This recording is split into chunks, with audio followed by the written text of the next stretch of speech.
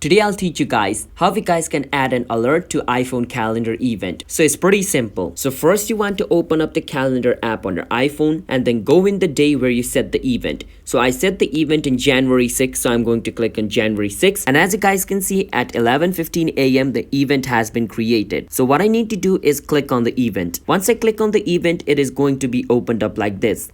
Now at the bottom you can see the alert option. Now from over here you can choose when you want to get alerted for the event. Click on alert and it is going to give you all these options. So when do you want to get alerted, choose the time. Whether it's 5 minutes, 10, 15, 30, whichever one you want, you can choose that. And if you choose that, you can click on save for future event, save for this event. If you want this setting to be applied for all the event, click on save for future event. If you want it to be applied just for this event, click on save for this event only. And just like this, you can do that. So that is how we guys can add an alert to iPhone calendar event. So if you guys found our video helpful, hit the subscribe to our channel one to step for future videos like this. I'll see you guys in my next video. Until then, bye bye and have a nice day.